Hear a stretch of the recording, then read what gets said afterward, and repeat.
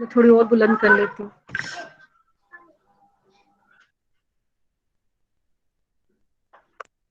Okay बेटा, हमने बात की थी कि ये एक दो चीजें हैं जो कि इससे रिलेट करती हैं, ऑल दो वो मेन टॉपिक का हिस्सा नहीं है। लेकिन जब आप न्यूट्रिशन को पढ़ते हैं तो उसमें आपकी इंफॉर्मेशन को, कॉन्सेप्ट को थोड़ा बेहतर बनाने के लिए कि न्यूट्रिएंट्स की जो सप्लाई होती है ना, उसको आप वो प्लांट की ग्रोथ से या प्लांट की यील्ड से किस तरह आप उसको रिलेट कर सकते हैं कि कितनी क्वांटिटी, अगर कितनी अमाउंट अगर किसी न्यूट्रिएंट की या सारे न्यूट्रिएंट्स की मौजूद हो तो प्लांट के लिए सफिशिएंट होती है।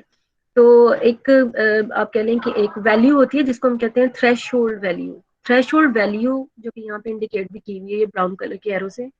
तो थ्रेश होल्ड वैल्यू वो चीज है कि जहाँ जिसके बाद जो है ना, मतलब इससे बाद से मुराद के इससे पहले ये वाला रीजन जिसको डेफिशिएंसी जोन कहा गया है। तो अगर इससे पीछे वैल्यू हो न्यूट्रिएंट्स की तो वो फिर डेफिशिएंसी के जुमरे में आ जाती है। और अगर यहाँ से लेके ऑप्टिमल, जहाँ से कर्व ग्राफ जो है वो स्ट्रेट होना शुरू होता है, यहाँ तक का जो जोन है, इसको हम कहते हैं कि ये मतलब क्रिटिकल कंडीशन है, लाइक कि ऐसी कंसंट्रेशन जो कि एसेंशियली रिक्वायर्ड है प्लांट के लिए, जिसकी बगैर प्लांट अपनी नॉर्मल ग्रोथ सही से परफॉर्म नहीं कर सकता। बट ये कि अगर यहाँ से लेकर यहाँ तक थ्रेश होल्ड तक अगर वैल्यूज उसकी रेंज करती हैं तो प्लांट सरवाइव कर जाएगा किसी ना किसी हद तक। बट थ्रेश होल्ड से कम अगर कंसंट्रेशन होगी तो फिर उसके लिए वो डेफिशिएंसी करार पाएगी। और अगर उसके बरक्स अगर आप अपर वैल्यूज की तरफ जाएं तो ये जो रेंज है यहाँ तक, इसको हम कहते हैं कि दिस इज एडिक्वेट जोन, यानी कि इसमें सफिशिएंट क्वांटिटी जो है न्यूट्रिएंट्स की, दैट इज सफिशिएंट, और वो प्लांट की ग्रोथ एंड यील्ड के लिए मुनासिब है, बिल्कुल जिसे आप कहते हैं कि अप टू द मार्क है। और अगर उससे ज्यादा क्वांटिटी आप देंगे तो वो फिर प्लांट के लिए टॉक्सिक हो जाएगी और वो फिर टॉक्सिक जोन में चली जाएगी। तो ये नीचे जो एक्स एक्सिस है, this is representing the concentration of the nutrients in micromole पर ग्राम ऑफ ड्राई वेट। और इधर जो वाई एक्सिस है इस पे ग्रोथ या यील्ड है। तो ग्रोथ या यील्ड जो है जैसे जैसे आप कंसंट्रेशन बढ़ाते हैं तो threshold value, critical concentration, adequate zone, जिनमें यानी कि ये जो रेंज है यहाँ तक जो वैल्यूज हैं ये मुनासिब जो है उसके लिए हैं। और अगर इससे ज्यादा एक्सीड करेगी तो टॉक्सिक जोन में चली जाएगी। तो मैंने आपको बताया था कि आपका जो सिलेबस है इसमें न्यूट्रिएंट्स की डेफिशिएंसी सिम्टम्स एंड रोल्स हैं। लेकिन इसका हरगिज ये मतलब नहीं है कि अगर किसी न्यूट्रिएंट की एक्सेस हो जाए तो वो प्लांट के लिए डेंजरस नहीं हो सकती। ठीक है। तो ये जो एक्सेस है इसके सिम्टम्स आप पढ़ेंगे इकोलॉजी 1 में। ये जो मैंने अभी आपको पढ़ाया ना, मैंने डेफिशिएंसी सिम्टम्स पढ़ाए हैं, लेकिन इकोलॉजी 1 में आप इसके डेफिशिएंसी प्लस जो है वो पढ़ेंगे, एक्सेस सिम्टम्स आप वहाँ पे इस टॉपिक को कवर करेंगे। तो यहाँ तक आपके लिए सिर्फ डेफिशिएंसी सिम्टम्स और रोल को ही बताना जो है वो मकसूद था, क्योंकि आपकी आउटलाइन में यही है।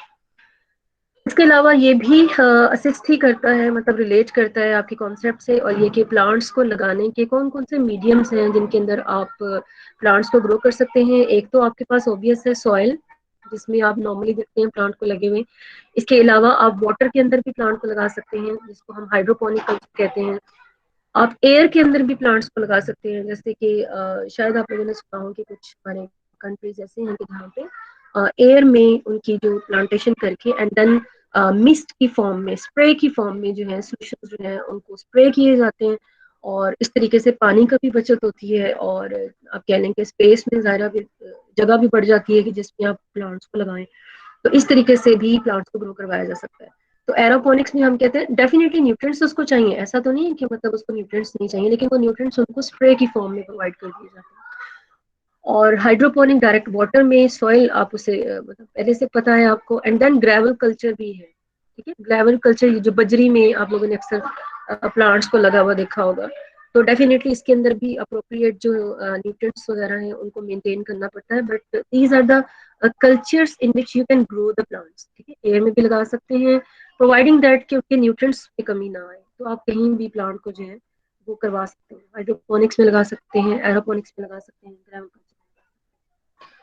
उसके बाद एक और जो ये मैंने स्लाइड इसमें ऐड की हुई है, ये बैलेंस न्यूट्रिएंट की है। मतलब अगर आप एक प्लांट को ग्रो करवाना चाहते हैं तो ये नॉर्मल प्लांट के लिए, नॉर्मल से मुराद में इसलिए नॉर्मल इसको कह रही हूँ कि इससे वेरिएशन जो है वो हो सकती हैं डिपेंडिंग ऑन के प्लांट जो है वो लेग्यूमिनस है, नॉन लेग्यूमिनस है, या नाइट्रोजन फिक्सेशन का तरीकाकार उसमें कैसा है, तो उसकी बुनियाद पे न्यूट्रिएंट्स की जो कंसंट्रेशन है वो वेरी कर सकती हैं, लेकिन एक नॉर्मल मतलब हर तरह के प्लांट जिसमें एवरेज रेंज जिसको आप कह लें कि जो इसमें आती है, उसके लिए ये एक बैलेंस सोल्यूशन है जो कि हॉगलैंड ने प्रपोज किया था। और हॉगलैंड कहता है कि जो न्यूट्रिएंट मीडियम आप प्लांट्स को प्रोवाइड करें तो उसमें ये चीजें जो हैं इस मिकदार में अगर आप डालते हैं तो वो प्लांट के लिए सफिशिएंट होती हैं, सफिशिएंट नहीं बल्कि अप्रोप्रिएट होती हैं, ठीक है।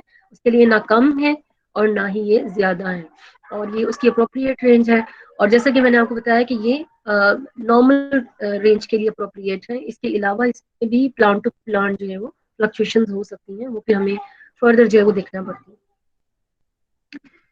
तो इसके अलावा एक चीज और है जो कि शायद मैंने आपको नहीं बताई, और वो मैंने सीक्वेंस वाइज अब ऐड कर दी है शुरू में, क्योंकि वहां पे उसको होना चाहिए था। क्लासिफिकेशन मैंने आपको बताई थी according to the quantity of the nutrients. एक और क्लासिफिकेशन भी है, मैंने आपको वहां पे बताया भी था वैसे कि और भी क्लासिफिकेशंस जो है वो हो सकती हैं। तो क्लासिफिकेशंस जो है on the basis of biochemical function of the nutrients जो है वो मैंगल एंड किर्क बी ने जो है वो प्रपोज की थी। और उसके मुताबिक जो पहली क्लासिफिकेशन थी वो थी क्वांटिटी ऑफ द न्यूट्रिएंट, कि ज्यादा चाहिए या कम चाहिए। और ये जो क्लासिफिकेशन है ये मैंगल एंड किर्कबी ने दी थी। इनकी बहुत मशहूर किताब भी है मैंगल एंड किर्कबी की ना, ये न्यूट्रिएंट से रिलेटेड ही बहुत ये जो सॉइल साइंस के बच्चे हैं वो उनके लिए तो ये बिल्कुल ऐसे ही है जैसे किसी की मजहबी किताब होती है, इस तरीके से है ये।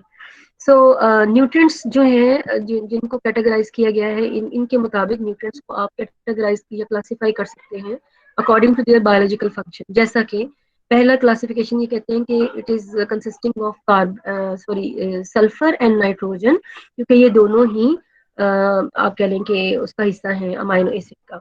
Then nutrients that are important in energy storage, जो एनर्जी स्टोरेज में किसी ना किसी तरीके से रिलेट करते हैं, उनमें आपके पास फास्फोरस आ जाता है, सिलिकॉन आ जाता है और बोरॉन आ जाता है।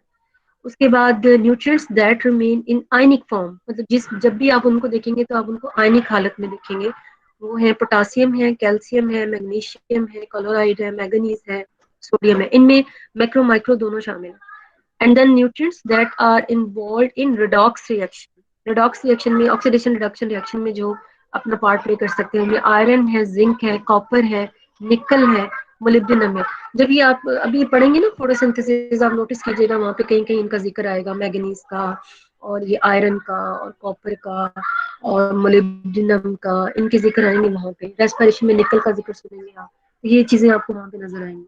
यहाँ पे ना मिले तो फिर आपको जो है आप कहने के जो हायर क्लासेस हैं उनमें कहीं ना कहीं आप इनको देखेंगे कि किस किस रिएक्शंस में इन्वॉल्व होती है। देन मेरे ख्याल है कि ये यही था अबाउट जो कि मैं मिस कर गई थी। और अभी जो है हम इसको खत्म करते हैं और अपना नया टॉपिक जो स्टार्ट करते हैं, that is related to photosynthesis. और फोटोसिंथेसिस का अगर मैं आउटलाइन आपको दिखाऊं तो फोटोसिंथेसिस की ये चीजें जो है वो आपने पढ़नी है कि आपने इसका इंट्रोडक्शन, फोटोसिंथेसिस होती क्या है, ऑक्सीजेनिक नॉन ऑक्सीजेनिक क्या होती है, ये मैं लास्ट पे पढ़ाऊंगी। ऑक्सीजेनिक नॉन ऑक्सीजेनिक पहले आपको सारी ऑक्सीजेनिक पढ़ा दूंगी और लास्ट पे ऑक्सीजेनिक नॉन ऑक्सीजेनिक का ना आपस में हम कंपेरिजन कर लेंगे। उसके बाद मैकेनिज्म आपने देखना है ऑक्सीजनिक फोटोसिंथेसिस का, जिनमें आप देखेंगे लाइट रिएक्शंस कौन कौन से होते हैं, जिनके अंदर इलेक्ट्रॉन के ट्रांसपोर्ट है, फोटोफॉस्फोराइलेशन है, सिंथेसिस ऑफ एटीपी। फिर डार्क रिएक्शंस हम देखने हैं जिनमें हम कैल्विन साइकिल देखेंगे। फिर कैल्विन साइकिल के भी आगे टाइप्स हैं कि उसके अंदर डेरिवेशन आ सकती हैं जिनमें C3 C4 टाइप के प्लांट्स हो सकते हैं। फिर हम देखेंगे कि कौन कौन से ऐसे फैक्टर्स हैं जो कि फोटोसिंथेसिस के प्रोसेस पे जो है वो इफेक्ट करते हैं। और फिर हम प्रोडक्ट्स जो है फोटोसिंथेसिस का उनको भी इनलिस्ट करेंगे। बहुत ज्यादा एम्फेसिस इन पे नहीं करूंगी मैं, फैक्टर्स पे एंड प्रोडक्ट्स पे। तो मेन हमारा जो है इसके मैकेनिज्म और बाकी चीजें जो है ये हम ज्यादा डिटेल से पढ़ेंगे। So let's start. तो फोटोसिंथेसिस का क्या इंट्रोडक्शन है, तो ये तो आउटलाइन है जो मैं भी आपको दिखा के हटी हूँ। फोटोसिंथेसिस को अगर आप डिफाइन करना चाहें और एक इसकी पिक्चर एक बताना चाहें तो पिक्चर में, क्योंकि लीफ में हो रहा होता है सारा प्रोसेस, तो आप इसको कुछ इस तरीके से रिप्रेजेंट कर सकते हैं जैसे यहाँ पे की हुई है कि लीफ के अंदर कार्बन डाइऑक्साइड के 6 मालिक्यूल जो है वो वाटर के in the presence of light, and this will make glucose plus liberate oxygen. ठीक है, बाकी जो है ये नंबर ये 6 हैं या ये 6 हैं, ये सारा इसको बैलेंस करने के लिए। और अगर आप इसको वर्ड्स की फॉर्म में डिफाइन करना चाहें तो photosynthesis the process by which the autotrophic organisms use light energy to make sugar and oxygen gas from carbon dioxide and water. ठीक है। और ये बहुत ही सिंपल टाइप की रिप्रेजेंटेशन है, बहुत ही सिंपल टाइप की डेफिनेशन है। ऑल दो के अगर आप इसकी डिटेल को देखें, इसके मैकेनिज्म को के हिसाब से इसकी डिटेल को देखें, तो वो काफी ज्यादा एलेबोरेटिव है। और उसको जब हम पढ़ते हैं तो हम कहते हैं कि ये डेफिनेशन तो फिर सफिशिएंट नहीं है इतने कॉम्प्लिकेटेड मैकेनिज्म के लिए। लेकिन बहरहाल जैसे कि किसी ने किसी चीज को डिफाइन तो करना ही होता है, तो डेफिनेशन आप इसकी ये बता सकते हैं। देन उसके बाद why photosynthesis is so important, because आप जानते ही हैं कि पूरी की पूरी फूड चेन है जो किसी भी इकोसिस्टम का हिस्सा होती है, तो वो पूरी की पूरी फूड चेन जो है वो इस प्लांट पे डिपेंड कर रही होती है। प्लांट के भी मेन उसके फोलिएज पे डिपेंड कर रही होती है, फोटोसिंथेटिक जो उसका रीजन होता है, जो कि लीफ है मेन जो है। और लीफ में क्या हो रहा होता है, अभी आपको बताया कि कार्बन डाइऑक्साइड की इनटेक और ऑक्सीजन की liberation with the help of sunlight, energy of the sunlight and water from the soil, और कार्बोहाइड्रेट इसके नतीजे में जो है वो बनते हैं। तो इंग्रेडिएंट्स में इसके आ जाते हैं वाटर और एनर्जी और carbon dioxide. Energy and carbon dioxide air से आते हैं, वाटर जो है वो सॉइल से लेता है ये। और इसके नतीजे में दो चीजें बनती हैं, एक तो है कार्बोहाइड्रेट्स जो कि अल्टीमेट फॉर्म ऑफ एनर्जी ही है और स्टोर्ड फॉर्म ऑफ एनर्जी है, और उसके साथ ऑक्सीजन जो है वो इसके साथ लिबरेट होती है। और इस प्रोसेस के ऊपर पूरी की पूरी फूड चेन जो है वो रिलाई करती है। प्लांट्स को जो है वो इंसेक्ट्स खाते हैं, एनिमल्स खाते हैं, उन इंसेक्ट्स को दूसरे एनिमल्स खाते हैं, उनको कुछ एनिमल्स खाते हैं जिनको हम सेकेंडरी एंड टर्शरी फिर कंज्यूमर्स के नाम से जानते हैं, एंड सो ऑन। तो ये पूरा का पूरा प्रोसेस अगर फूड चेन को एक्सप्लेन किया जाए तो पूरा का पूरा जो है वो प्लांट्स के ऊपर या आप कह सकते हैं कि लीफ की फोटोसिंथेसिस के ऊपर जो है वो बेस करता है।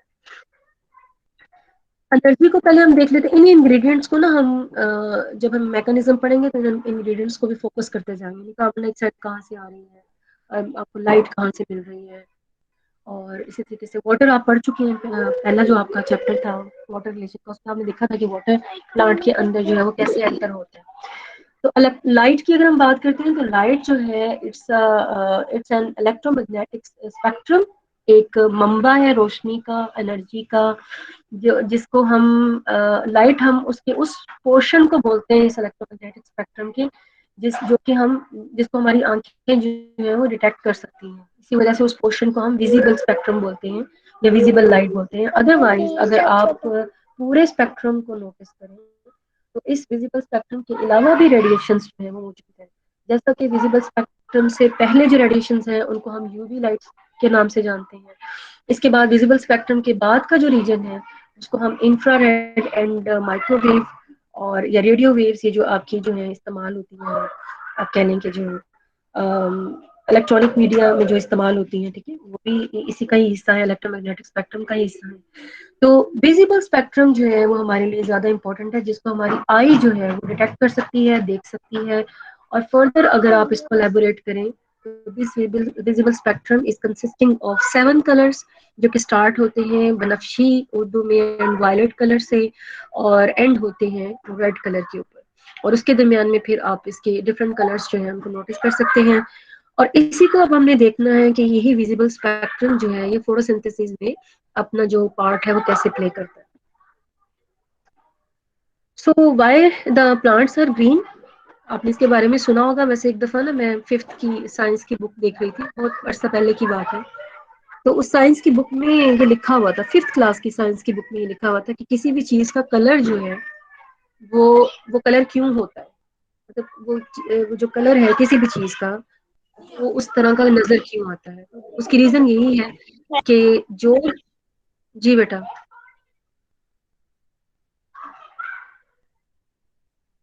जी क्या हुआ, is there any question? Okay. तो किसी भी आप कह लें कि जो चीज है उसका कलर जो है वो वाला कलर होता है, ये वो वाला हिस्सा होता है विजिबल स्पेक्ट्रम का, जो कि एक्चुअली वो ऑब्जेक्ट या मटेरियल जो है वो अब्जॉर्ब नहीं कर रहा होता। ठीक है। जब वो अब्जॉर्ब नहीं करता तो वो रिफ्लेक्ट कर देता है उसको, और जो जो हिस्सा रिफ्लेक्ट हो रहा होता है वही हिस्सा उसका कलर कहलाता है। अब अगर इसको हम फोटोसिंथेसिस के हिसाब से देखें तो फोटोसिंथेसिस में जो प्लांट्स हैं वो ग्रीन कलर के हमें क्यों नजर आते हैं, क्योंकि प्लांट्स के अंदर फोटोसिंथेसिस के लिए ग्रीन कलर जो है, this is not important, green colour जो है जो प्लांट्स हैं वो उसको ऑब्जॉर्ब नहीं करते, हर प्लांट्स की हम बात करें, डोर में एक्सेप्शंस हो सकती है। तो वो ग्रीन कलर के हमें पत्ते क्यों नजर आते हैं, क्योंकि actually green colour is not being absorb, वो नहीं जो है ऑब्जॉर्ब हो रहा था। उसके अलावा रेड रीजन जो है, ब्लू और इसका एसोसिएटेड रीजन जो है वो ऑब्जॉर्ब हो रहा होता है, और इस वजह से प्लांट्स जो है वो आपको टिपिकली ग्रीन कलर के नजर आते हैं।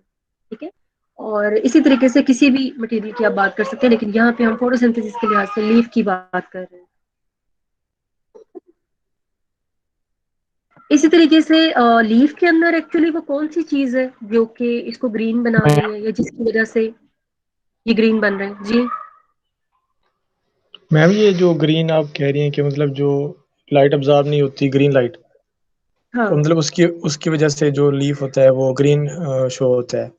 बिल्कुल, हाँ जी। मैम वो जो पत्ते होते हैं, पत्ते कुछ रेड भी होते हैं कुछ येलो भी होते हैं, तो जी उनका क्या होता बिल्कुल है? सही। उनमें भी वही लाइट अब्जॉर्ब नहीं होती तो इस वजह से वो शो होते हैं? नहीं नहीं नहीं, उनमें फिर डिफरेंट होगा ना, लाइट के एब्जॉर्प्शन का उनमें डिफरेंट होगा, क्योंकि अभी मैं उसी की तरफ आ रही हूँ कि आपको ओके। ग्रीन कलर लीफ का तब मिलेगा अगर उसके अंदर क्लोरोफिल मौजूद होगा, क्योंकि क्लोरोफिल वो पिगमेंट है जो कि रेड एंड ब्लू रीजन को ऑब्जॉर्ब करता है और बाकी इसे को ऑब्जॉर्ब नहीं करता। बट जैसा कि आप पूछ रहे हैं कि अगर अदर देन ग्रीन लीव्स होते हैं तो क्या उनमें फिर क्या मामला होता है, तो फिर उनमें यह है कि उनका पिगमेंट डिफरेंट हो जाएगा।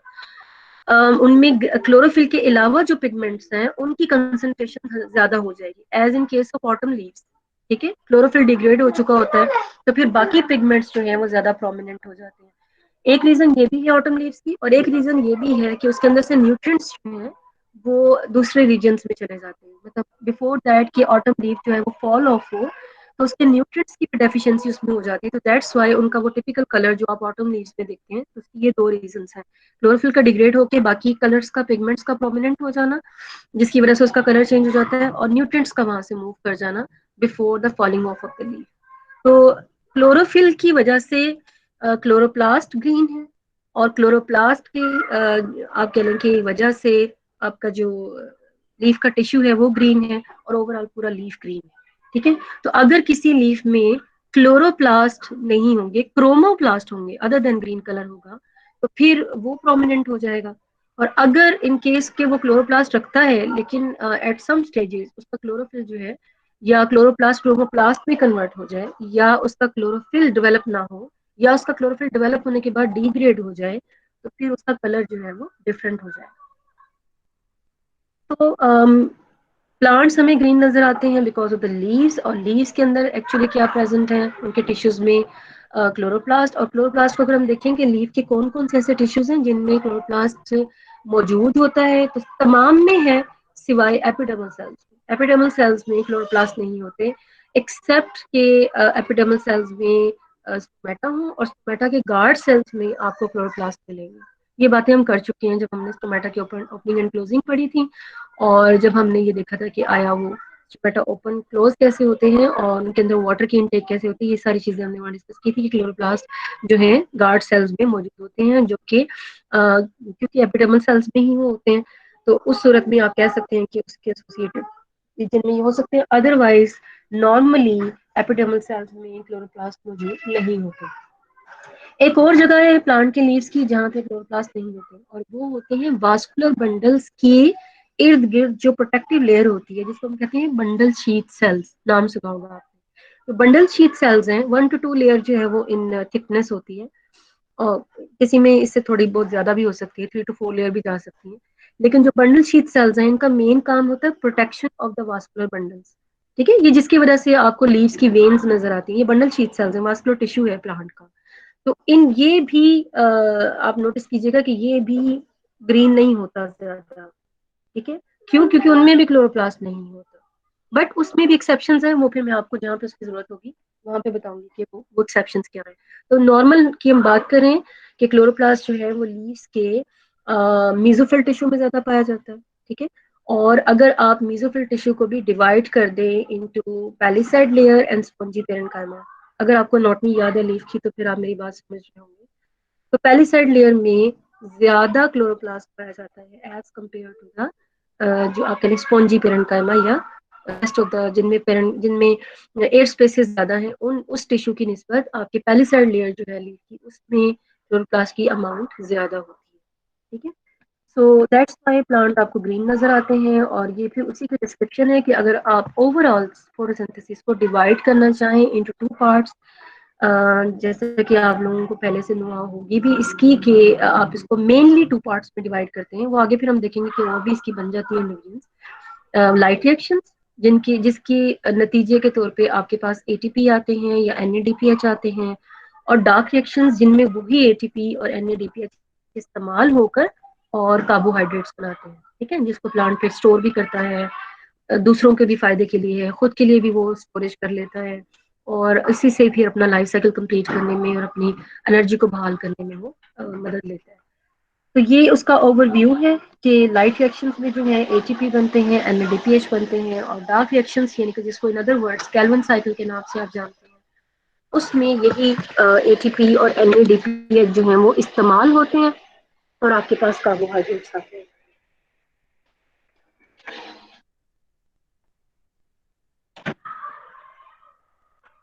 Then what is the site of photosynthesis? थोड़ा सा जिक्र तो हमने पहले कर लिया है कि साइट ऑफ द फोटोसिंथेसिस तो क्लोरोप्लास्ट है। ठीक है, यानी कि वो ऑर्गेनल्स जो कि प्लांट्स के अंदर आप कह लें कि उसके सेल में पाए जाते हैं, प्रोमिनेंट फीचर हैं प्लांट के सेल का। और उस क्लोरोप्लास्ट के क्या चीज इंपॉर्टेंट है, उस क्लोरोप्लास्ट के अंदर एक थर्ड मेम्ब्रेनल सिस्टम अल्लाह ताला ने रखा है, जिसको थाइलाकॉइड मेम्ब्रेन के नाम से जानते हैं।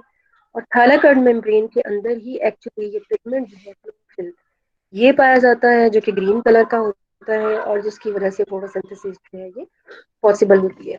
क्लोरोप्लास्ट टिपिकली, अगर एक क्लोरोप्लास्ट को आप देखना चाहें कि वो कैसा होता है, तो उसका जो एम्प्टी रीजन जिसको हम कह लें other than the thylakoid membrane, जो रीजन है उसको हम कहेंगे कि वो स्ट्रोमा है, जो कि जस्ट लाइक उसको आप कंपेयर कर सकते हैं सेल के साइटोप्लाज्म से। जैसे सेल का साइटोप्लाज्म होता है, इस तरह क्लोरोप्लास्ट का जो आप कह लें कि जो हिस्सा है जो कि फ्लूइड लाइक है, उसको आप स्ट्रोमा कहेंगे। इसी तरीके से उसके अंदर मेम्ब्रेन, आउटर एक उसकी मेम्ब्रेन होती है, इनर मेम्ब्रेन होती है, और फिर उसके अंदर एक थर्ड मेम्ब्रेनल सिस्टम होता है ग्रीन कलर का, जिसको हम थैलाकॉइड मेम्ब्रेन के नाम से जानते हैं। थैलाकॉइड ही वो जगह है जहाँ पे पिगमेंट्स भी पाए जाते हैं, जहाँ पे रिएक्शन सेंटर भी है, जहाँ पे आपके जो है आप कह लें कि मशीनरी है पूरी फोटोसिंथेसिस की, जो कि वाटर को स्प्लिट करवाती है, या एटीपी की फॉर्मेशन होती है। जी स्कीम का सारा कंपोनेंट वहाँ पे मौजूद है। और स्ट्रोमा में जो है वो कैल्विन साइकिल जो है वो ऑपरेट होता है। तो लाइट रिएक्शंस जो है वो थाइलाकॉइड मेम्ब्रेन पे ऑपरेट होते हैं, और जो डार्क रिएक्शंस हैं वो स्ट्रोमा में, कार्बोहाइड्रेट की सिंथेसिस जो है वो स्ट्रोमा में होती है। लीफ को ही सामने रखते हुए एक लीफ का सबसे important portion with respect to photosynthesis, it's palisade layer. मैंने आपको बताया कि इसमें सबसे ज्यादा क्लोरोप्लास्ट होते हैं। उसको भी अगर एक सेल को अगर आप खोल के देखें तो उसके अंदर number of chloroplast can be there, और एक सिंगल प्लांट सेल के अंदर अप टू 100 जो है वो क्लोरोप्लास्ट हो सकते हैं। लेकिन ये नंबर वेरी कर सकता है प्लांट टू प्लांट। ठीक है, उसके बाद अगर एक क्लोरोप्लास्ट को अगर आप फर्दर एलेबोरेट करके देखें, तो it has an outer, inner and third membranal system. ये मेरे ख्याल में मैंने आपको थर्ड सेमेस्टर में पढ़ाया होगा इसके बारे में। और उसको थैलाकॉइड को भी फर्दर फिर आप दो तरह के थैलाकॉइड मेम्ब्रेन में डिवाइड कर सकते हैं, वो जो कि ग्रेना लाइक स्टैक्स बनाते हैं, और वो जो कि इन ग्रेना को आपस में कनेक्ट करते हैं। तो जो कनेक्ट करते हैं उसको आप स्पर्मा थैलाकॉइड कहते हैं, और जो स्टैक्स की फॉर्म में है, कॉइन की फॉर्म में है, उनको आप ग्रेना थैलाकॉइड कहते हैं। एक सिंगल जो है वो ग्रेनम है, और जो प्लूरल है वो उसका ग्रेना है। तो ये सारी तो स्कीमेटिक डायग्राम्स है, यानी कि खुद से बनाई हुई डायग्राम है, ये ओरिजिनल नहीं है। बट दिस वन जो है, ये जो लास्ट पे बनी हुई है, ये इसकी ओरिजिनल एक क्लोरोप्लास्ट की माइक्रोग्राफ है, जो कि शो कर रही है कि किस तरीके से ये जो बैंड्स आपको नजर आ रहे हैं, these are actually the stacks of the thylakoid membrane. और ये जो लाइटर पोर्शन आपको नजर आ रहा है कि ये स्ट्रोमा थैलाकॉइड है, जो कि इनको आपस में कनेक्ट कर रहा है। ये स्कीमेटिक डायग्राम उसके अगेन उसको ज्यादा एलेबोरेट करके दिखाया है। अच्छा, एक शायद मैं भूल गई, ल्यूमन जो है वो थैलाकॉइड की जो कैविटी है उसको ल्यूमन कहते हैं। दिस इज आल्सो इम्पोर्टेंट, जब हम मैं आगे आपको इसका मैकेनिज्म पढ़ाऊंगी तो वहाँ पे इसका इस्तेमाल आएगा। तो आपको पता होना चाहिए कि ल्यूमन अगर हम बात करें, वैसे तो ल्यूमन किसी भी कैविटी को कह सकते हैं, लेकिन थैलाकॉइड के केस में, सॉरी क्लोरोप्लास्ट के केस में, ल्यूमन जो है वो थैलाकॉइड की कैविटी को कहते हैं। और स्ट्रोमा जो है इसकी अपनी फ्लूइड लाइक जो आप कह लें कि मैट्रिक्स है। और ग्रैनम का पता होना चाहिए, ग्रैना उसका प्लूरल है, और स्ट्रोमा थैलाकॉइड कौन सी होती है, ग्रैना थैलाकॉइड कौन सी होती है, आउटर इनर मेम्ब्रेन। बहुत सारे बच्चों को ये गलतफहमी लगती है कि जो आउटर इनर मेम्ब्रेन है शायद उनमें पिगमेंट्स पाया जाता है, और उसकी वजह से जो है ना वो क्लोरोप्लास्ट जो है वो ग्रीन होता है। तो ये आपकी गलतफहमी है, वहाँ पे कुछ ऐसा नहीं होता। सारा का सारा जो पिगमेंट्स और उसके एसोसिएटेड जो आप कह लें कि एक्सेसरी पिगमेंट्स हैं या पिगमेंट्स हैं या मशीनरी है फोटोसिंथेसिस की, वो सब की सब जो है वो थैलाकॉइड मेम्ब्रेन पे पाई जाती है। ये वो बात भी आ गई जो बच्चे ने क्वेश्चन भी किया था कि आपको जो अदर देन, अगर क्लोरोप्लास्ट के अंदर जो अदर देन ग्रीन पिगमेंट्स अगर पाए जाते हैं तो वो कौन कौन से हैं। उनमें एक तो ये क्लोरोफिल बजाते खुद भी काफी टाइप्स का होता है, लेकिन हायर प्लांट्स में दो ही तरह का क्लोरोफिल आपको मिलता है, chlorophyll A and chlorophyll B. लेकिन क्लोरोफिल सी भी हो सकता है और डी भी हो सकता है, जो कि हायर प्लांट्स में नहीं होता, लेकिन अलजी में ये आपको मिलता है, chlorophyll C and chlorophyll D. तो इसके अलावा प्रोकैरियोट्स में आपको साइनोबैक्टीरियम में भी ये जो क्लोरोफिल है इसकी टाइप्स इनका, वैसे उसको आप अलग से क्लोरोफिल उसका नाम देते हैं, क्लोरोफिल ही है लेकिन उसको हम बैक्टीरियल क्लोरोफिल कहते हैं, उसको ये नॉर्मल क्लोरोफिल में नहीं हम रखते क्योंकि उसका स्ट्रक्चर थोड़ा डिफरेंट होता है। उसके अलावा क्लोरोफिल के अलावा जो पिगमेंट्स आपके फोटोसिंथेसिस में काम कर सकते हैं, एसएसएसए पिगमेंट्स के तौर पे काम करते हैं जो असिस्ट करते हैं क्लोरोफिल को कि फोटोसिंथेसिस को एफिशिएंटली जो परफॉर्म कर सके। तो उनमें कैरोटीनाइड्स ऑन द होल हम उनको कहते हैं। इनको फर्दर आप डिवाइड कर सकते हैं इनटू कैरोटीन एंड जेंथोफिल में। जेंथोफिल जो है इसके और कैरोटीन के स्ट्रक्चर में कोई डिफरेंस नहीं होता, सिवाय इसके कि कैरोटीन जो है ये नॉन ऑक्सीजनेटेड है और जेंथोफिल जो है ये ऑक्सीजनेटेड है। मतलब अगर इन दोनों के स्ट्रक्चर को आप देखें तो कैरोटीन के अंदर ऑक्सीजन नहीं होगी, बाकी सारा फार्मूला सेम होगा। और जेंथोफिल का भी फार्मूला कैरोटीन के वाला ही होगा, सिवाय उसके कि उसमें ऑक्सीजन मौजूद है। और कलर के हिसाब से देखें तो क्लोरोफिल ए जो है ये ब्लू ग्रीन कलर का होता है, क्लोरोफिल बी जो है येलो ग्रीन कलर का पिगमेंट है, और कैरोटीन जो है ये ऑरेंज कलर के पिगमेंट है, और जेंथोफिल जो है ये येलोश कलर का इनका जो है वो पिगमेंट जो है वो होता है। इसके अलावा जो पिगमेंट्स पाए जाते हैं जो कि अगेन मैं आपको कह रही हूँ कि ये हर प्लांट्स में नहीं होते, जिनमें फाइकोरिथ्रिन है और फाइकोसाइनिन है। अरिथ्रिन जो है ये रेडिश टाइप का आप कह लेंगे, और साइनिन जो है ये ब्लूइश टाइप का, लाइट को ब्लू टाइप की लाइट को जो है वो ऑब्जॉर्व करता है। अरिथ्रिन जो है ये रेड रीजन के करीब करीब की जो लाइट है उसको ये ऑब्जॉर्व करता है, और ये दोनों ही अलजी में पाए जाते हैं, ये हर प्लांट्स में नहीं। ये उनकी आप कह लीजिए स्ट्रक्चर फॉर्मूला है। और जैसा मैंने आपको बताया था कि कैरोटीन जो है विदाउट ऑक्सीजन, और xanthophyll same formula C40CH56 but with oxygen, तो जेंथोफिल हो जाएगा। और ओवरऑल इन दोनों को हम कैरोटीनाइड्स कहेंगे।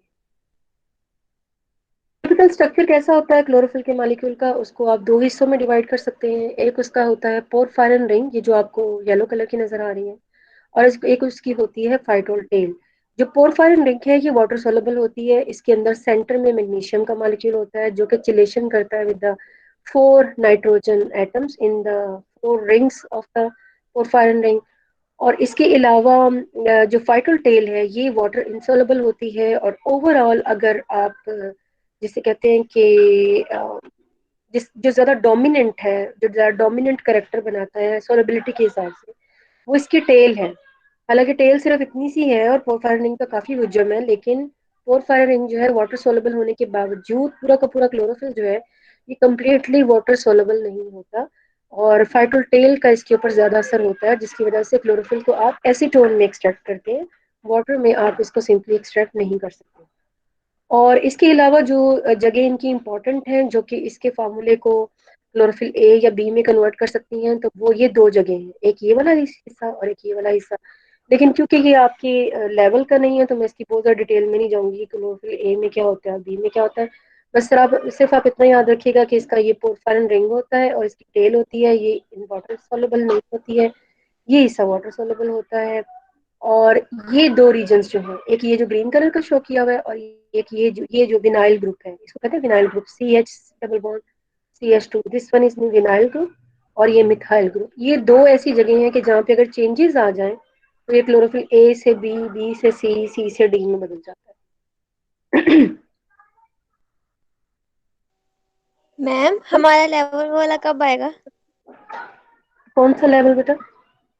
आप कह रहे हैं ना ये आपका लेवल नहीं है, अब हम हायर लेवल पे तो आ गए हैं। नहीं बेटा, अभी भी नहीं आए। मैं आपको, अगर आप इसके लिए आपको लगता है कि आप क्यूरियस हैं, तो मैं आपको दिखा सकती हूँ कि मैं ये बच्चों को कितना डिटेल से पढ़ाती हूँ, फिर वो सर पकड़ के बैठ जाते हैं फोटोसिंथेसिस को पढ़ते हुए। आप पढ़ना चाहती हैं, मुझे कोई एतराज नहीं है, फिर पेपर में भी दूंगी। ठीक है। तो ये ओके लेवल है आपको। अभी दिखाया तो है आउटलाइन, आपको अभी दिखाई तो है, देखिए ना उसमें। पता नहीं वो दूसरे टीचर क्या करते हैं मुझे नहीं पता, लेकिन मैं कम से कम इस चीज का ख्याल रखती हूँ कि उससे कम भी बात ना हो और उससे ज्यादा भी बात ना हो। कम भी ना हो, ऐसा भी ना लगे कि आपने कुछ पढ़ा ही नहीं है, और ऐसा भी ना लगे कि आपको इतना पढ़ा दिया गया है कि वो इसकी डिमांड ही नहीं थी। ठीक है, ये मैं पढ़ाऊंगी, आप बेफिक्र रहें। थोड़ा सा फोटो, ये प्लांट फिजियोलॉजी 1 मैं ही पढ़ाती हूँ, 2 भी मैं ही पढ़ाती हूँ। और मॉर्निंग वाले तो किसी सूरत नहीं छूट सकते, इवनिंग वालों को पता नहीं है, वो किस्मत या नसीब है। अगर मेरी सेहत इजाजत दी, हालात ने इजाजत दी, तो मैं कंटिन्यू करती हूँ, या कभी मैं छोड़ भी देती हूँ, ये डिपेंड करता है। ओके। सो स्ट्रक्चर की बात हमने कर ली है, तो ये पता नहीं क्यों ना प्रॉब्लम करता है कंप्यूटर। आगे करना जी, स्ट्रक्चर की बात हमने कर ली, और अब हम देखते हैं इसकी कि ये जो आपके पास स्पेक्ट्रम है लाइट का, उसी के हिसाब से ये जो पिगमेंट्स हैं, ये एक खास किस्म का पैटर्न बनाते हैं। और उन पैटर्न को हम दो तरह के जो है वो आप यानी कि स्पेक्ट्रम के नाम से जानते हैं। एक को हम बोलते हैं अब्जॉर्प्शन स्पेक्ट्रम, और एक को हम बोलते हैं एक्शन स्पेक्ट्रम। अच्छा, एक्शन स्पेक्ट्रम जो है ना, ये एक ब्रॉडर टर्म है। Broader term in the sense कि ये किसी पिगमेंट की नहीं, आप कह सकते हैं कि ये एक प्रोसेस की होती है। मतलब अगर आप कहेंगे किसी प्रोसेस का वो हिस्सा इलेक्ट्रोमैग्नेटिक रेडिएशन का, कि जो कि किसी प्रोसेस में इन्वॉल्व होता है, जैसा कि क्योंकि हम फोटोसिंथेसिस पढ़ रहे हैं, तो फोटोसिंथेसिस में इलेक्ट्रोमैग्नेटिक रेडिएशन का कौन सा हिस्सा जो है वो इन्वॉल्व है, और कौन सा हिस्सा जो है वो नहीं है। तो वो जो एक पैटर्न बनेगा, वो एक ग्राफिकल रिप्रेजेंटेशन बनेगी, उसको हम कहेंगे कि this is action spectrum of photosynthesis. अच्छा, अब उसी के अंदर रहते हुए, अब वो प्रोसेस किसी पिगमेंट की वजह से ही हो रहा है। अब ये तो हम जानते हैं कि पिगमेंट्स ही एक्चुअली रेडिएशंस को ऑब्जॉर्व कर रहे होते हैं। तो पिगमेंट सारे रेडिएशंस को एक जैसा ऑब्जॉर्व नहीं करते। जैसे अभी मैंने आपको बताया भी है कि ए कुछ और तरह का कलर शो करता है, बी कुछ और तरह का करता है, सी कुछ और तरह का करेगा, डी कुछ और तरह का, एरिथ्रिन एंड सायनिन कुछ और तरह के करेंगे, जिस जिस ऑर्गेनिज्म में भी वो पाए जाते हैं। और कैरोटीनॉइड कुछ और तरह का रीजन जो है वो कवर करता है। तो मिल मिला के हर एक पिगमेंट जो एक खास किस्म की रेडिएशन को ऑब्जॉर्व करता है और बाकियों को रिफ्लेक्ट बैक करता है, तो वो जो रीजन है उसमें उसकी जो पीक है, उसको हम कहेंगे कि ये इसका अब्जॉर्प्शन स्पेक्ट्रम है। मतलब पैटर्न, एक ग्राफिकल रिप्रेजेंटेशन जो कि किसी पिगमेंट की है, जो शो करती है कि वो कौन सी वेवलेंथ को ऑब्जॉर्व कर रहा है, वो होता है उसका अब्जॉर्प्शन स्पेक्ट्रम। और एक प्रोसेस का वो स्पेक्ट्रम जो कि जिसमें वो प्रोसेस ज्यादा होता है, या जिसमें जो वजह है उस प्रोसेस के होने की, उसको हम कहते हैं कि उसका एक्शन स्पेक्ट्रम है। फर्दर इसको हम क्लैरिफाई कर लेते हैं with the help of the diagram. और ये इसकी डेफिनेशंस भी लिखी हुई है। प्लॉट और graph showing the absorption of the light in different wavelengths by the pigment is known as absorption spectrum. और अगर एक सोल्यूशन फॉर्म में अगर किसी पिगमेंट को आप स्पेक्ट्रोफिल्टर में रखेंगे ना, तो वो उसका अब्जॉर्प्शन स्पेक्ट्रम जो है वो बना देता है। इससे रिलेटेड मेरे ख्याल एक प्रैक्टिकल भी है, वहां पे फिर जाके मैं आपको फर्दर जो है क्लियर करवा दूंगी। तो ए और बी दोनों के ही जो मैक्सिमम अब्जॉर्प्शन है ना, वहां पे जहाँ पे ये मैक्सिमली लाइट को अब्जॉर्ब करेंगे, तो वो दो रीजन है, एक ब्लू रीजन है और एक उसका जो है वो रेड रीजन है, कि जिसके अंदर ये मैक्सिमम अब्जॉर्प्शन जो है पिगमेंट्स ये शो करते हैं। तो यही फिर ये दो रीजन्स जो है, यहीं पे इनकी पीक बनेगी, और वो जो पैटर्न होगा, प्लॉट होगा, ग्राफ होगा, वो in chlorophyll A and B का अब्जॉर्प्शन स्पेक्ट्रम जो है वो कहलाएगा।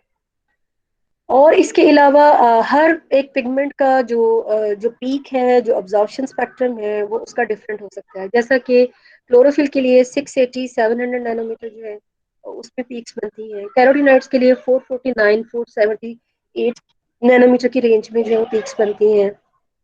And in case of xanthophyll you will get the peaks in the regions of 440 and 490 nanometre की रीजन में आपको ये पीक्स मिलती हैं, जैसे कि यहाँ पे दिखाई हुई है।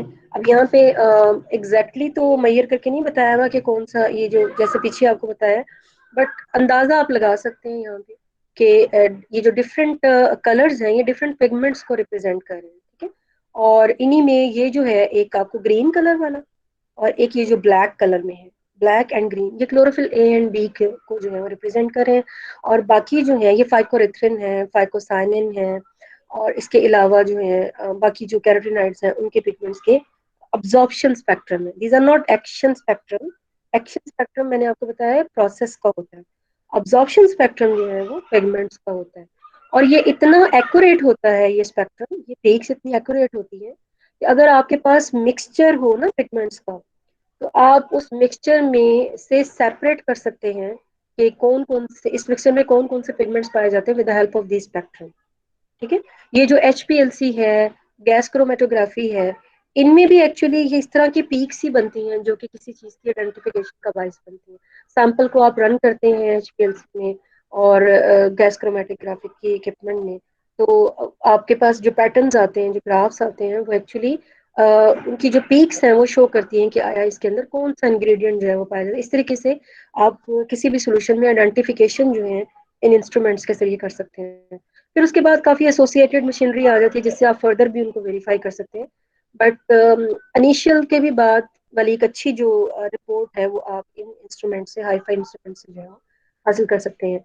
और इसी तरीके से एक्शन स्पेक्ट्रम की हमने बात की, तो अगर आप इसको डिफाइन करना चाहें तो plot between that showing the relative effectiveness of the different wavelength of the light in photosynthesis, क्योंकि हम photosynthesis की एक्शन स्पेक्ट्रम की बात कर रहे हैं, and it is known as action spectrum. Action spectrum में अगर हायर प्लांट्स की हम बात करें तो एक्शन स्पेक्ट्रम में कौन से रीजन इंपॉर्टेंट होंगे? वही रीजन इंपॉर्टेंट होंगे जिनमें क्लोरोफिल इन्वॉल्व होगा। तो हम तो जानते हैं, अभी मैंने आपको बताया कि क्लोरोफिल ए और बी दोनों के लिए, जो कि हायर प्लांट्स में ज्यादा पाया जाता है, ए और बी दोनों के लिए ही रेड एंड ब्लू रीजन जो है वो इम्पोर्टेंट है। तो एक्शन स्पेक्ट्रम की पीक्स भी आपको उन्हीं रीजन्स में जो है वो नजर आएंगे। सबसे पहला जो एक्शन स्पेक्ट्रम बनाया गया था वो एंगलमैन और TW एंगलमैन और इसके साथ बाकी इसके कोवर्कर्स ने है इसको फर्स्ट टाइम जो एक्शन स्पेक्ट्रम है फोटोसिंथेसिस का उसको बनाया था। इसमें इसने किया क्या था उसके डायग्राम पे जाके मैं आपको समझा देती हूँ कि इसमें जो है थोड़ा सा बड़ा कर दूंगा। इसमें ऐसा हुआ था कि उसने एक प्रिजन लिया और प्रिजन के से जो है एक लाइट का सोर्स जो है उसको प्रोवाइड किया। हुआ ये कि प्रिजन ने उस लाइट को डिफरेंट कलर्स में डिवाइड कर दिया। अब जिस जहां जहां वो कलर्स की रेंज थी ना, प्रिजन से जहां जहां वो रोशनियां जा रही थी, उसके पाथ में उसने क्या कर दिया कि ये एक फिलामेंटस अलजी जो है, स्पायरोजाइरा, इसको रख दिया।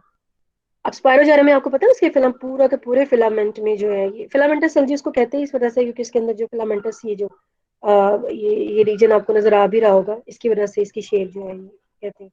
तो ये ग्रीन कलर आपको नजर आ रहा है, इसमें क्लोरोप्लास्ट जायरा के होंगे, क्लोरोफिल होगा। और जहां जहां फिर ये पिगमेंट्स होंगे तो वहां पे वो फोटोसिंथेसिस भी करेंगे। तो जहां पे फोटोसिंथेसिस हो रही होगी वहां पे ऑक्सीजन भी प्रोड्यूस हो रही होगी।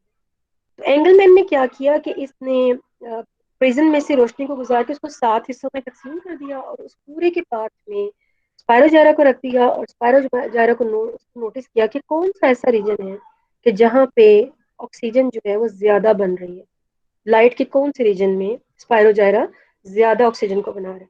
अब ऑक्सीजन देख तो वो सकता नहीं था, तो ये कैसे पता चलता कि कौन सा रीजन में जो है ऑक्सीजन ज्यादा डेवलप इवॉल्व हो रही है। तो इसके लिए फिर उसने वहां पे एरोटेक्टिक बैक्टीरिया जैसा कि नेम इंडिकेट कर रहा है कि ये अट्रैक्ट होते हैं टुवर्ड्स, ऐसे बैक्टीरिया जो कि अट्रैक्ट होते हैं टुवर्ड्स ऑक्सीजन। जहाँ ऑक्सीजन होगी ना वहाँ पे ये पाइल अप होना शुरू हो जाएंगे। वहाँ पे आप कह लें कि ये जो है कंसंट्रेशन इसकी बढ़ जाएगी इन बैक्टीरिया की।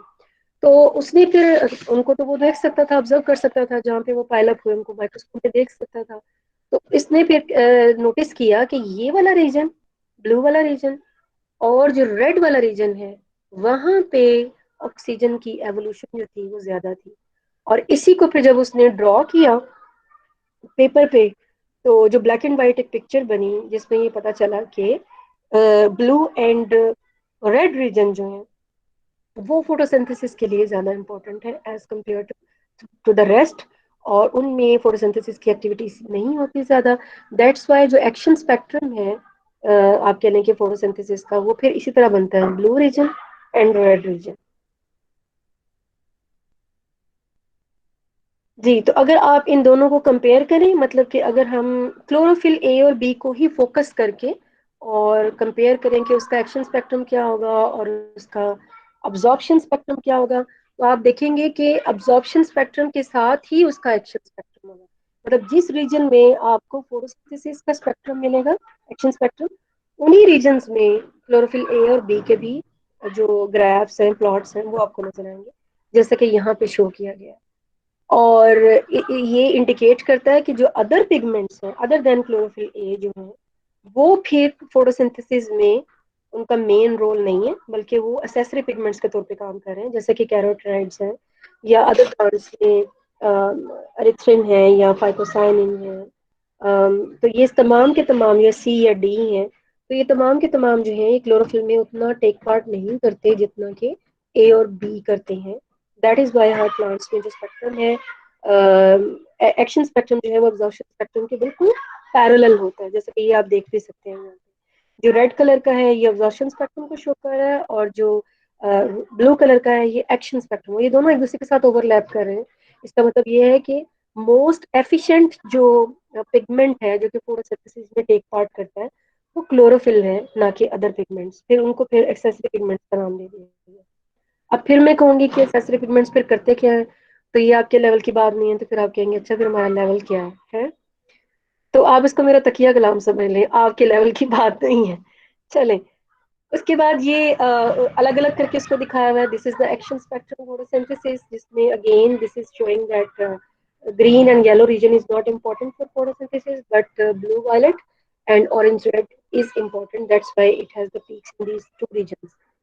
और इसी को फिर ओवरलैप करके दिखाया हुआ है क्लोरोफिल के स्पेक्ट्रम, अब्जॉर्प्शन स्पेक्ट्रम के साथ। मतलब आप समझने की जो पिछली डायग्राम है उसको ही फर्दर एलेबोरेट करके जो है वो यहाँ पे दिखाया है। Now, what are the factors which can affect the formation of chlorophyll? तो कुछ चीजें तो आप मेरे ख्याल है खुद से इनलिस्ट कर सकते हैं। क्लोरोफिल जिसका बना हुआ है, सबसे सबसे पहले तो वही चीजें उसके लिए इंपॉर्टेंट है ना। नाइट्रोजन से बना हुआ है, मैग्नीशियम से बना हुआ है, तो अगर मैग्नीशियम की डेफिशिएंसी होगी तो व्हाट डू यू थिंक कि क्लोरोफिल बन जाएगा? अगर वो नहीं बनेगा तो डेफिनेटली फोटोसिंथेसिस भी इफेक्ट होगी, ठीक है।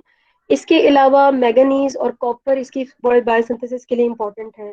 अब जेनेटिक फैक्टर देखिए, किसी में क्लोरोफिल बनाने की सलाहियत है या नहीं है, तो इसकी वजह से फिर लीफ में वेरिएशन भी आती है कि किस में क्लोरोफिल ज्यादा है, किस में कम है, किस में दूसरे पिगमेंट ज्यादा है, किस में क्लोरोफिल का पिगमेंट ज्यादा है। वाटर, वाटर की तो जरूरत हर जगह पे ही रहती है, ओवरऑल फोटोसिंथेसिस में भी वाटर इंपॉर्टेंट है। बैक्टीरिया, क्योंकि डिफरेंट टाइप्स के बैक्टीरिया जो हैं वो आप कह लें कि नाइट्रोजन को फिक्स करने के लिए इस्तेमाल होते हैं, और कुछ की एसोसिएशन भी है प्लांट्स के साथ, ठीक है, तो वो भी इफेक्ट कर सकते हैं फोटोसिंथेसिस पे। जिनमें आपके पास नाइट्रीफाइंग बैक्टीरिया है, उनके आगे टाइप्स पे लिखी हुई हैं, सल्फर बैक्टीरिया है, हाइड्रोजन बैक्टीरिया है। इनको अगेन फिर मैं दोबारा कह रही हूँ कि मैं आपको प्लांट फिजियोलॉजी 1 में फिर के बारे में डिटेल भी देखेंगे कि सल्फर बैक्टीरिया कैसे होते हैं, नाइट्रीफाइंग और हाइड्रोजन बैक्टीरिया कैसे होते हैं। यहाँ पे सिर्फ नाम की हद तक है कि बैक्टीरिया की भी इन्वॉल्वमेंट हो सकती है क्लोरोफिल की सिंथेसिस या एफिशिएंसी ऑफ फोटोसिंथेसिस में, आप कह सकते हैं। Now moving towards the mechanism ma'am of photosynthesis.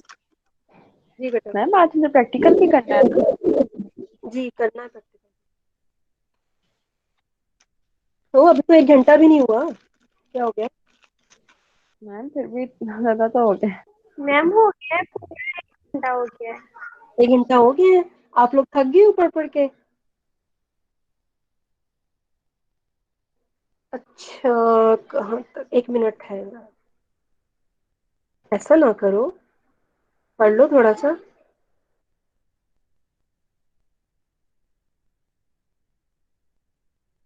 यहाँ तक पढ़ लो, 36 तक है,